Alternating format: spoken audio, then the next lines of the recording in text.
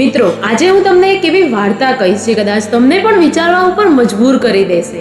એક દિવસ શિલ્પકાર પોતાની જ બનાવેલી મૂર્તિઓ સામે બેસીને મૂર્તિઓને નિહાળી રહ્યો હતો. મૂર્તિઓને જોતા જોતા એના મનમાં એક વાત આવી કે હું પણ મૂર્તિ બનાવું છું અને ઈશ્વર પણ મૂર્તિ બનાવે છે, પરંતુ ફરક માત્ર એટલો છે કે હું તો માત્ર પથ્થરને કોતરીને મૂર્તિ બનાવું છું, પરંતુ ઈશ્વર એ તો આપણા જેવા મનુષ્યને ઘડે છે. મેં બનાવેલી મૂર્તિઓ સામે તો લોકો માથું નમાવે છે, પરંતુ ઈશ્વરે બનાવેલી મૂર્તિઓ તો એકબીજાની સામે ઊભા રહીને એકબીજાને દુઃખ આપી દે છે.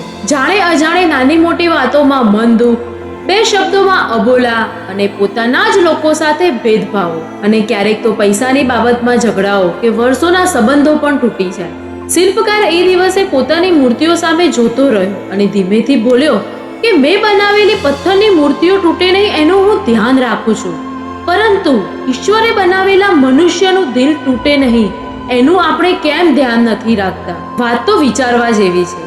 આપણે મંદિરમાં જઈએ છીએ, દીવો કરીએ છીએ, હાથ જોડીએ છીએ અને ભગવાન જોડે સુખ સમૃદ્ધિ માંગીએ છીએ, પરંતુ બહાર આવ્યા પછી કોઈનું દિલ પણ દુભાવી દઈએ છીએ.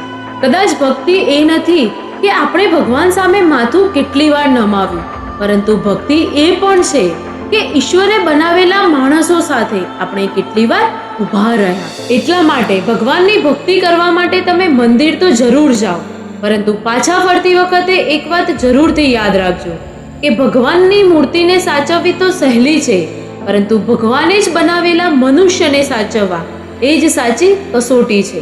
અને જો તમને મારો આ વિડીયો પસંદ આવ્યો હોય તો મારી ચેનલને જરૂરથી સબસ્ક્રાઇબ કરજો.